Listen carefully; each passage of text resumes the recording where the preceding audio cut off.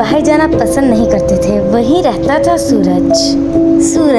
लगभग उसकी as 29 years थी। सूरज एक मल्टीनेशनल कंपनी में काम करता था।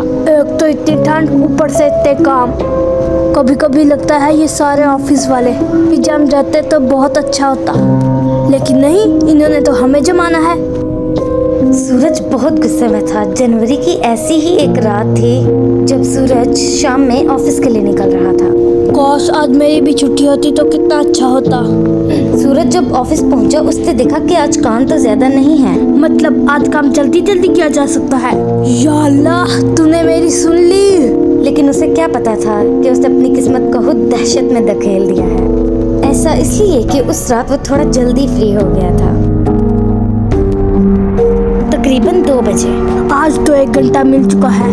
घर जाके मस्त रात की नींद लूंगा। अभी ही निकल जाता हूँ घर के लिए।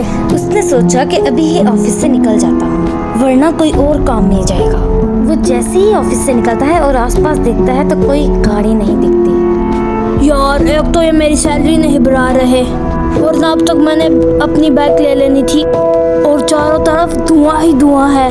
दूर दूर तक खामोशी ही खामोशी है। वापस ऑफिस ही चला जाऊं क्या? 1 मिनट कैब करके देखता हूँ, क्या पता वहीं आ जाए। सूरज ने अपना मोबाइल निकाला और कैब बुक करने की कोशिश की, लेकिन तभी नेटवर्क गायब। यहाँ तो नेटवर्क भी नहीं है। अब तो घर भी नहीं जा पाऊंगा मैं। सारा मूड ही खराब कर दिया है। परेशान, उदास और थका हुआ। क्या जिंदगी होती है इंसान की। बीमारी में भी काम करना पड़ता है। हमसे अच्छे तो जानवर ही हैं। कम से कम अपने मन की तो करते हैं। सूरज बात कर रहा होता है, तभी इस बीच पीछे से हल्की सी आवाज आती है। बेटा, कहाँ जाना है? सूरज सोचता है कि शायद उसके कान बज रहे हैं। कहाँ जाना है? कहाँ जाना? वो हैरान हुआ और पलट कर देखा तो पीछे एक रिक्शे वाला खड़ा था जिसने अपना मुंह ढका हुआ था। सूरज को काफी अजीब लगा कि इसका चेहरा ढका हुआ है। तभी वो बोला, क्या पता ये भी पैसों के लिए ओवर टाइम कर रहा हो। क्या हुआ? क्या सोचने लगे? बताओ कहाँ जाना है? नहीं जाना तो फिर भी बता दो, फिर मैं आगे बढ़ जाता हूँ। सूरज हड़बड़ाया और बोला, सहारननगर जाना है। चलोगे आप वहाँ? ड्राइवर ने कुछ नहीं बोला तो सूरज ने एक मर्तबा फिर पूछा, चलोगे वहाँ? ड्राइवर ने चुपचाप सिर हिलाया। सूरज खुश हो गया और बिना कुछ बोले ही रिक्शे में बैठ गया।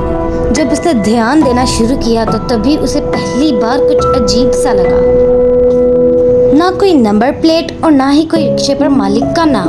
भी सूरज बोला, ये कैसा रिक्शा है? इसमें कुछ भी नहीं है। रिक्शा धीरे धीरे चला। तभी मयंक को ये एहसास हुआ कि ये रास्ता ठीक नहीं है। वो जिस रिंग से रोज गुजरता था आज वो नहीं दिख रही थी। ना ही कोई गाड़ी और ना ही कोई आदमी। सूरज घबराने लगा और बोलने लगा, भाई ये कौन सा रास्ता है? और मैंने पहले कभी ये रास्ता नहीं देखा। ये वो रास्ता नहीं जहाँ से मैं रोज आता जाता हूँ। ड्राइवर तो ऐसे जैसे उसने कोई बात ही ना सुनी हो। मयंक ने फिर पूछा, शायद ये सोच कर कि उसने भी कुछ सुना नहीं। भाई तुम सुन रहे हो ना? मैंने तुमसे कुछ पूछा है। ड्राइवर ने फिर से कोई जवाब नहीं दिया और सूरज को गुस्सा आने लगा। उसने पूछा, आपसे कुछ पूछ रहा हूँ मैं भाई साहब। समझ नहीं आ रहा ये कौन सा रास्ता है? बिना सुने चलाए जा रहे हो। ये मुझे सहारननगर का रास्ता नहीं लग रहा। कहाँ पर लेकर जा रहे हो मुझे? इस पर ड्राइवर ने सूरज की बात सुन ली। इस पर ड्राइवर ने गर्दन घुमाई और पूरी की पूरी गर्दन घुमा दी, जिसको देखकर सूरज की सांस अटक गई। उसे लगा जैसे उसके पैरों तले से जमीन ही खिसक गई। कौन हो तुम? बताओ ना, कौन हो तुम? अब सूरज डर गया था। वो सोच रहा था न जाने कौन है यह आदमी। ध्यान से देखा तो इस ड्राइवर के चेहरे पर एक कपड़ा था।